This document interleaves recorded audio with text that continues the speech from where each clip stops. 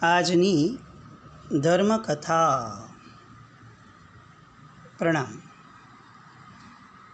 પરમ પૂજ્ય આચાર્ય ભગવંત લબ્ધિ સુરીશ્વરજી મહારાજા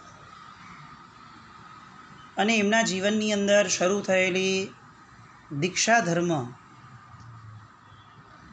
એની વૃદ્ધિ કરવાની શૃંખલા, એક પછી એક દીક્ષાઓ એટલી જબરદસ્ત રીતે આગળ વધતી હતી કે આપણે કલ્પના ન કરી શકીએ કે અચાનક આ પુણ્ય જ્યારે ફર્યું ત્યારે સાહેબના જીવનની અંદર કેટલા પ્રસંગો અને એમની પ્રેરણાથી કેટલા મુમુક્ષુઓ પોતાના જીવનને અજવાળી શક્યા. સાહેબ ખંભાત પધાર્યા અને ખંભાતની અંદર જે દીક્ષા વિરુદ્ધનો કાયદો કરાયો હતો એ કસ્તુરભાઈ શેઠના સરકાર પરના વહીવટી તંત્ર પરના એમના કડપને કારણે, એમની ગુડવિલના કારણે ઘણી મહેનત પછી એ કાયદો પાછો આવ્યો. આ પ્રસંગ મહત્ત્વનો એટલા માટે લાગે છે કે આ બહુ જૂના દિવસો નથી, 60, 70, 80 વર્ષ જૂની વાત હશે. પણ જે બેસ્ટ પાર્ટ છે એ છે કે ત્યારે આપણા અગ્રણીઓનો કડપ કેટલો બધો હતો. આણંદજી કલ્યાણજી પેઢી જ્યારે શરૂ થઈ, શાસન સમ્રાટની પ્રેરણા, શાસન સમ્રાટનું સંપૂર્ણપણે એની ઉપરનું પ્રભુત્વ, એમનું વિઝન, એમનું લક્ષ્ય અને સતત એમની એ પેઢીને, એ સંસ્થાને મોટી કરવાની ખેવના અને પ્રયત્નો, એટલા માટે નહીં કે એ એમના દ્વારા સ્થપાયેલી, પણ એટલા માટે કારણ કે સંઘ ફક્ત ને ફક્ત નાના સંઘોના સમૂહથી નહીં ચાલે. ઇન્ડિવિજ્યુઅલ નાના નાના સંઘો જ્યાં સુધી કોઈ એક મોટી હસ્તીના અસિસ્ટન્સમાં નહીં આવે ત્યાં સુધી સરકારી તંત્રને પહોંચી વળવા માટેની સક્ષમતા ન આવે. અને એટલે એમણે એ સમયે રાજનગરના બધા જ મોટા માથાઓને ભેગા કર્યા કે જેને અંગ્રેજ સરકાર પણ સલામ કરતી હતી, અને એ બધાને ભેગા કરી અને એમણે આ એક સરસ મજાની સંસ્થા ઊભી કરાવડાવી પ્રેરણા આપીને. એમાંના આ એક બહુ મોટા પાયોનિયર એટલે શેઠ કસ્તુરભાઈ લાલભાઈ. આ આપણે જોઈ શકીએ છીએ કે આજે આપણી પરિસ્થિતિ કેટલી નબળી છે કે આપણે દર વખતે વોટ્સએપ પર ઘણા મેસેજ ફેરવે કે અનુપ મંડળે આ કર્યું, આએ આમ કર્યું, સરકારે આ કર્યું, પાલિતાણા પર આ હુમલો થયો. પણ એ મોટા લેવલનું જે ગજુ એક વ્યક્તિત્વ જે હતું અને એને લોકોનું સમર્થન જે હતું, એના કારણે જે કામ ફટાકથી થઈ શકતા વગર આટલા મોટા વિરોધના વંટોળે, એ આજે આટલો બધો વિરોધનો વંટોળ ઊભો થયા પછી પણ આપણે નથી કરી શકતા. સક્ષમતા જ્યારે આપણામાં ઓછી હોય ત્યારે સક્ષમ વ્યક્તિને સમર્થન આપવાની તૈયારી અને લઘુતા, એ ગુણ હોવો જ જોઈએ. જો એ ગુણ ઊભો નથી થતો તો એ સમાજ, એ સંસ્થા, એ સમૂહ એ ચોક્કસપણે વિખેરાઈ જવાની દિશામાં આગળ વધે. એટલે આપણે ખાસ આ દ્રષ્ટાંતથી મનમાં ગાંઠ વાળીએ કે જે ક્ષેત્રની અંદર આપણી સક્ષમતા નથી એ ક્ષેત્રમાં યોગ્ય સક્ષમ વ્યક્તિને અનુસરવાની આપણી તૈયારી રાખવી જોઈએ. પૂજ્ય લબ્ધિસુરી મહારાજ સાહેબે કસ્તુરભાઈ શેઠના આ કૃત્યને જાહેરની અંદર સરસ મજાનું બિરદાવ્યું અને એ પછીથી એવો પ્રવચનનો માહોલ જામ્યો અને દીક્ષા પ્રતિબંધક કાયદો દૂર થયાની જાણે ઉજવણી થતી હોય એ રીતે એક પછી એક 2, 5, 7, 10, 15 જેટલી દીક્ષાઓ ખંભાતની અંદર પૂજ્ય લબ્ધિ સુરીશ્વરજી મહારાજાના હાથેથી થઈ. 15 દીક્ષાઓ. આનાથી સારી ઉજવણી શું કહી શકાય આ કાયદો રદ થયાની. પાલિતાણાના મુમુક્ષુ કે જેઓ પાલિતાણાથી દીક્ષા લેવા માટે ખંભાત આવવાના હતા, સંવત 1988ની આ વાત છે.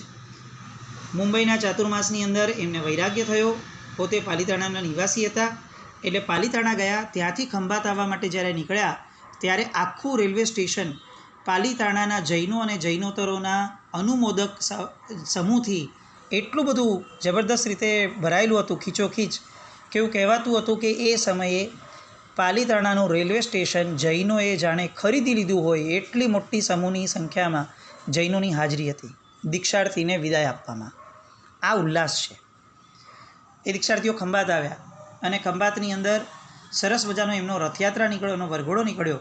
મુનિશ્રી કૈલાસ વિજયજી તરીકે એમનું નામ થયું અને બહેનનું નામ વિદ્યુતશ્રીજી મહારાજ સાહેબના શિષ્યા તરીકે સુમંગલાશ્રીજી નામ એમનું પડ્યું. ત્યારબાદ ઝવેરી લક્ષ્મીચંદભાઈ 22 વર્ષની ઉંમરમાં, જેમણે સુરતની અંદર ચોથું વ્રત ગ્રહણ કર્યું હતું, એમણે પણ હવે માતા પિતા રજા નહીં આપે એવું વિચારી લીધું. કારણ કે રજા ન મળે ત્યાં સુધી 5 વીઘઈનો ત્યાગનો નિયમ એમણે લબ્ધીશ્વરી મહારાજ સાહેબ સુરત પધારેલા ત્યારે લીધું હતું એમના પ્રવચનો સાંભળીને. પણ હવે એમની પેશન્સ ફૂટી, એટલે એમણે તરત જ નિર્ણય કર્યો કે આ વૈભવ વિલાસ અને સ્વજનોની પરાધીનતા એનો હવે મારે ત્યાગ કરીએ જ છૂટકો છે. અને તરત જ એમણે પોતાના માતાની ઔપચારિક રીતે અનુમતિ મેળવી, સાવ ઔપચારિક રીતે, અને સીધા ત્યાંથી ખંભાત આવવા માટે નીકળી ગયા. ખંભાત ગયા અને એમના મામાનું ઘર હતું, ત્યાં એમણે બધી વાત કરી. સાહેબ આગળ આવ્યા, સાહેબ એમના મામાને સમજાવ્યા અને Jain society, Shri young men's Jain society નામની સંસ્થા દ્વારા એમની આખી દીક્ષાની જવાબદારી લેવામાં આવી. અને એટલી ઠાઠમાઠથી દીક્ષા થઈ કે કદાચ પરિવારના વ્યક્તિઓ પણ હોત તો આટલો ઠાઠમાઠ કરી શકત કે નહીં એ પ્રશ્ન છે. આ જૈન સંઘ છે. આ સાધર્મિક વાત્સલ્ય ભક્તિ આટલી મોટી કેમ પરમાત્માએ દાખવી? કારણ કે સાધર્મિક સમૂહ કોઈ સગ પણ નથી. ખંભાતના સાધર્મિકોને મુંબઈથી આવેલા યુવાન સાથે શું લાગે વળગે? અને તેમ છતાં લાગણીથી ભીના, દીક્ષા ધર્મથી આવર્જિત થયેલા એવા ખંભાતના શ્રાવકોએ પરિવારથી પણ ચડે એવી દીક્ષા એમની કરાવી.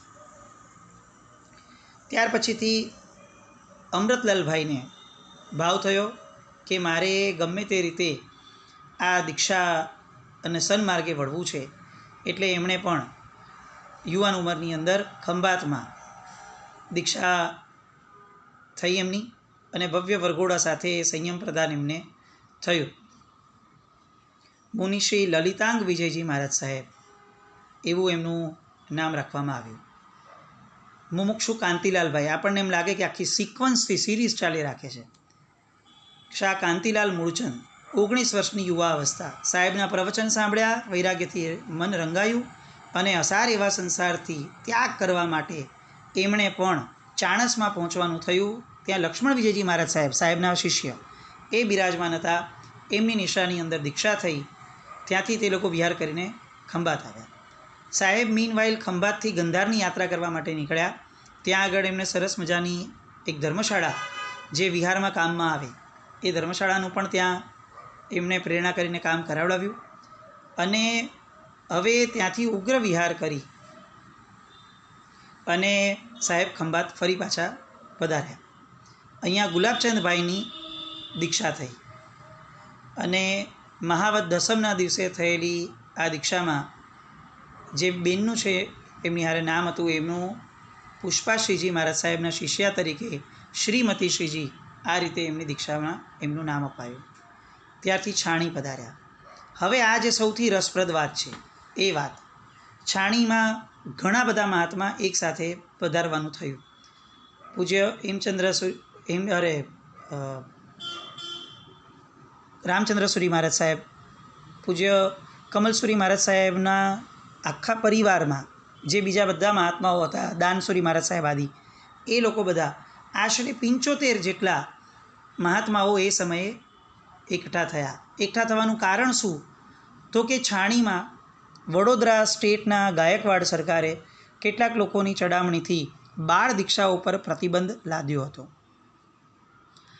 આ એક એવો પ્રસંગ છે જૈન શાસનનો કે જે પ્રસંગની અંદર આપણને ઓવારી જવાનું મન થાય કે આજથી 80 વર્ષ કે 90 વર્ષ પહેલાં પણ આપણા જૈન સંઘોની અંદર મુદ્દા આધારિત એકતા નામનો પોઈન્ટ કેટલો ક્લિયર હતો. તમારી ને મારી વચ્ચે ડિફરન્સ હોઈ શકે અને હોય, એમાં કશો વાંધો નથી, કારણ કે હોવાના જ 100% હોવાના. બે મગજ ક્યારે પણ સેમ દિશામાં ચાલી જ ન શકે.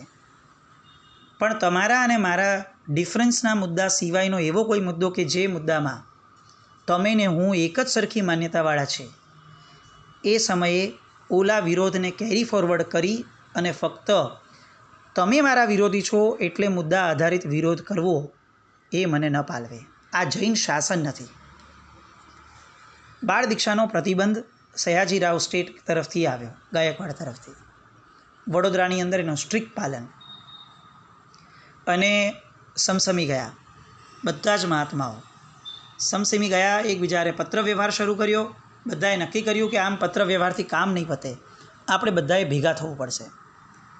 અને એ સમયના બધા જ મોટા માથાઓ, સાગરાનંદ સુરી મહારાજ સાહેબ, દાનસુરી મહારાજ સાહેબ, લબ્ધિસુરી મહારાજ સાહેબ, 75 જેટલા મહાત્માઓ છાણીની અંદર ભેગા થયા.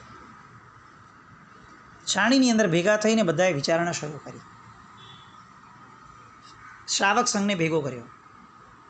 આપણા પૂર્વાચાર્યો શ્રીમદ હેમચંદ્રાચાર્ય મહારાજ, હીરસુરી મહારાજ, દેવસુરી મહારાજ, સોમપ્રભસુરી મહારાજ, સોમસુંદરસુરી મહારાજ, મુનિસુંદર મહારાજ, રત્નશેખર સુરી મહારાજ, આનંદ વિમલ સુરી મહારાજ, સેનસુરી મહારાજ, આવા અઢળક નામો બાળ દીક્ષાના કારણે જૈન શાસનને અજવાડી શક્યા હોય એ આપણી સામે મોજૂદ છે. રામચંદ્ર સુરી મહારાજ સાહેબના અને રબ્ધિસુરી મહારાજ સાહેબના જાહેર પ્રવચનો છાણીની અંદર ધમધોકાટ ચાલુ થયા. રામચંદ્ર સુરી મહારાજ સાહેબ અને લબ્ધિસુરી મહારાજ બંને પ્રજાની સામે જે રીતે વાતો મૂકતા હતા અને જે તાર્કિક રીતે એ લોકોએ પ્રજાને ગમરોડી નાખી કે તમે લોકો શું કરી રહ્યા છો આ બધા કાયદાઓને સહન કરીને. એમને બહુ સહજ પ્રશ્ન કર્યો કે 18 વર્ષની ઉંમર પહેલાં તમારે ત્યાં વ્યવહારિક શિક્ષણ મેળવવાવાળો માણસ એ 18 વર્ષની ઉંમર પહેલાં એક ડિગ્રી નથી લઈ શકતો. તો શું તમે 18મે વર્ષે એને ભણાવો છો કે ભણાવવા માટે 5 વર્ષનો કે 6 વર્ષનો ત્યારથી મૂકી દો છો? જો વ્યવહારિક શિક્ષણ માટે પણ બાળ વયની અંદરથી ભણવું જરૂરી હોય ત્યારે 18 વર્ષે માંડ એ જો ઉત્તીર્ણ થઈ શકે કે ડિગ્રી લઈ શકે, તો આધ્યાત્મિક જીવનની અંદર જેને સમાધિ મરણ મેળવવું છે, જેને ભવાંતરે સદગતિ અને યાવત પરમગતિ મેળવવી છે, એ કેમ બાળ વયની ઉંમરથી એ શિક્ષણમાં જોડાઈ ન શકે? અમારી દીક્ષા નામની સંસ્થા એ તાલીમ ટ્રેનિંગની સંસ્થા છે. આ ટ્રેનિંગની કોઈ ઉંમર નથી હોતી. અને તેમ છતાં અગર ઉંમર નક્કી કરવાની વાત હોય તો અમારું શાસન સર્વજ્ઞોનું શાસન છે. અમે સક્ષમ છીએ એ ઉંમરને પણ નક્કી કરવા અને સમજવા માટે.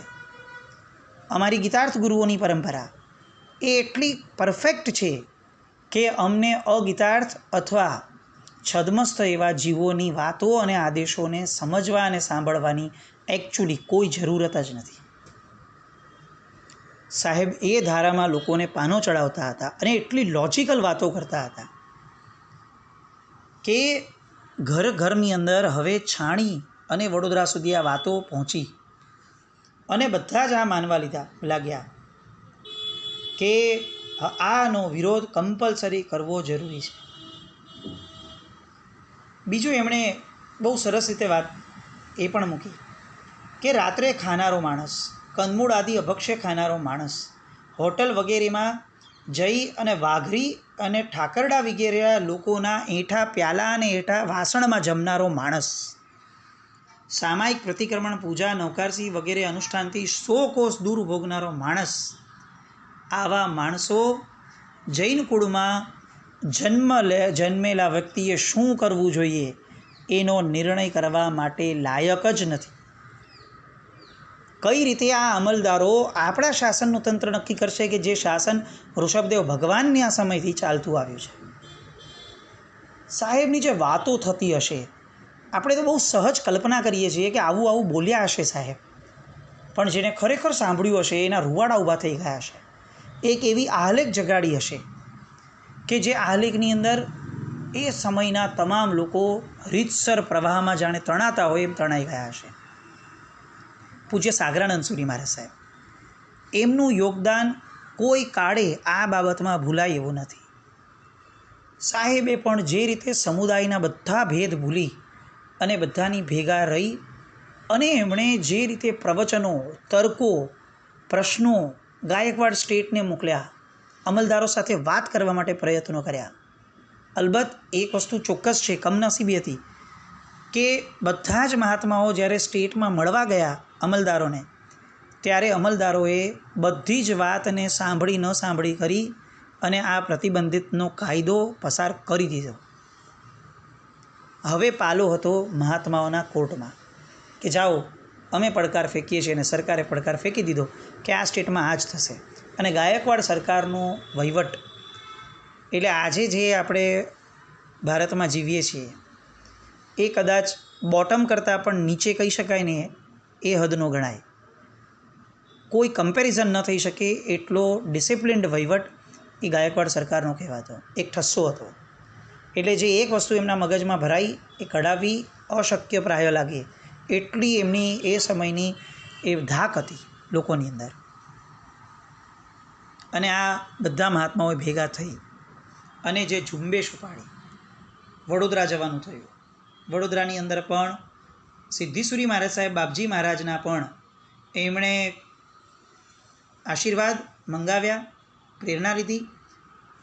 પરિસ્થિતિ કેવી આવીને ઊભી રહી, હું ખરેખર કહું કે આપણે બધા લોકો કેટલીક વસ્તુઓમાં આજે પણ એ જ પરિસ્થિતિઓમાં છે કે જે પરિસ્થિતિઓ ત્યારે હતી. વડોદરા સ્ટેટનો વિરોધ કરવાની અંદર સંઘની અંદર વિખવાદ થયા. કેટલાક જૈનોએ ના પાડી કે આપણાથી સ્ટેટનો વિરોધ જ ન થાય, ભવિષ્યમાં આપણને ભારે પડશે. એક બાજુ 75થી 80 મહાત્માઓ એ પણ આવા ઉત્તમ જ્ઞાની અને ગીતાર્થ, અને બીજી બાજુ સંઘનો એક કેટલોક સમૂહ ઊભો થતો ગયો કે જે આ લોકોથી પણ જાણે ઉપર હોય એ રીતે વહીવટ કરવા લાગ્યા અને બધી રીતે આ લોકોને દબાવવાના મહાત્માનો વિરોધ કરવા લાગ્યા.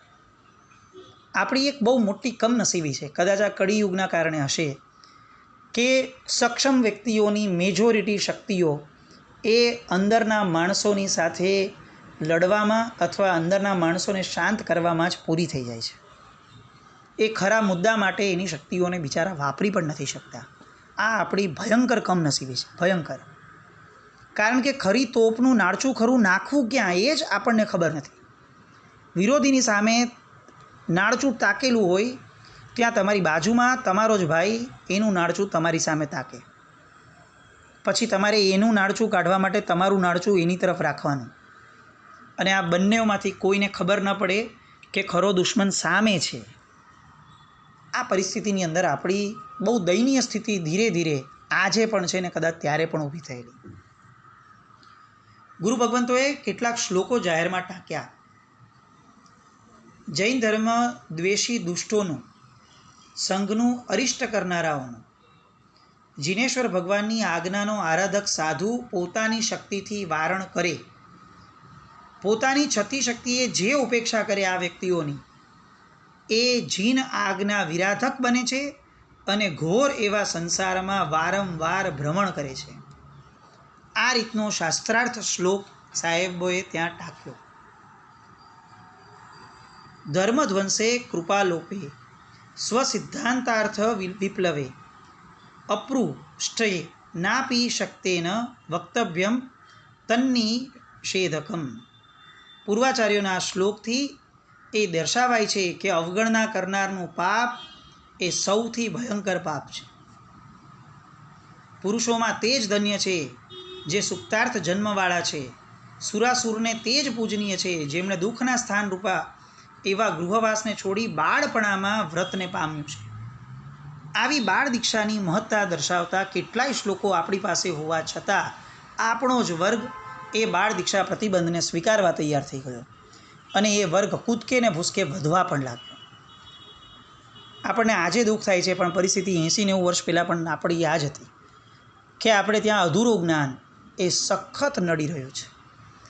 પાયાની અંદર સમર્પણ શ્રદ્ધાનો એક મજબૂત પાયો આપ્યા પછી જ્ઞાન આપવાની પરંપરા, એ જે આપણે એમાંથી થોડા ખસી ગયા, એના કારણે વગર શ્રદ્ધાના માણસો જ્ઞાન અધકચરું મેળવી અને જ્ઞાનનો જે દુરુપયોગ કરી રહ્યા છે સમાજને બગાડવામાં, એનો આપણી પાસે અત્યારે જાણે તોડ ન હોય એટલી ભયંકર સ્થિતિમાં આપણે આજે પણ આવી ગયા. પણ ત્યારે આ બધા સક્ષમ મહાપુરુષો એ જીન શાસનની શાન હતા. લબ્ધીસુરી મહારાજ અને સાગરાનંદસુરી મહારાજ સાહેબ. આપણે આ સાગરાનંદસુરી મહારાજ સાહેબના જીવનચરિત્રમાં આ દૃષ્ટાંત જોયું હતું કે એમણે 2 ટ્રેકના પાટાની વચ્ચે દીક્ષા આપી હતી, અને એમણે ગાયકવાડ સરકારને કોર્ટમાં જઈ અને ચેલેન્જ આપી હતી કે આ સ્ટેટના પાટા નથી, આ પાટાની વચ્ચેની જમીનની માલિકી એ રાષ્ટ્રની છે, તમારી રાજ્યની નથી, અને એટલે હું ત્યાં દીક્ષા આપું તો એમાં તમે કંઈ જ ન કરી શકો. અને ખુલ્લેઆમ છડે ચોક એમણે એક બાળ દીક્ષા ત્યાં આપી. આ ખુમારી હતી આપણા ગુરુ ભગવંતોની. આપણને એવું લાગે કે આપણે ઓવારી જઈએ કે સાગરાનંદ સુરી મહારાજ સાહેબે આ કર્યું, તો કોઈ બી બીજા સમુદાયના મહાત્માઓએ એક શબ્દ પણ ઉચ્ચાર્યા વગર બ્લાઇન્ડ સમર્પણ સાગરાનંદ સુરી મહારાજ સાહેબને આપ્યું. શાસન સમ્રાટ કંઈ કરતા તો સાગરાનંદ સુરી મહારાજ સાહેબ એમની હારે ઊભા રહેતા. બાપજી મહારાજ કંઈ કહેતા તો શાસન સમ્રાટ લખીને પત્રો મોકલતા કે બાપજી મહારાજ જે કરે એમાં મારી સહમતિ છે. આવી ગૌરવવંતી પરંપરામાં આપણે જન્મ્યા છીએ. લબ્ધિસુરી મહારાજ સાહેબે અને આ બધા ગુરુ ભગવંતોએ બાળ દીક્ષા પ્રતિબંધક કાયદાને જે ઉખેડ્યો, ઇન્ક્લુડિંગ રામચંદ્રસુરી મહારાજ સાહેબ, ઇન્ક્લુડિંગ દાનસુરી મહારાજ, અને આવા કેટલાય નામો જે કદાચ આપણી જાણમાં અત્યારે નથી, આ બધાનો ઉપકાર જેટલો માનીએ એટલો ઓછો. અને એટલે આજે આપણે આટલી બાળ દીક્ષાઓ જોઈ શકીએ છીએ. આ ઉજ્જવળ પરંપરામાં હજી જેટલા પણ પરાક્રમો સાહેબ થકી થયા એ ધારામાં આવતીકાલે આગળ વધીએ. જીનાજ્ઞા વિરુદ્ધ કંઈ પણ બોલાયું હોય તો ઈચ્છામી તો પણ જૈનમ જયતી શાસનમ.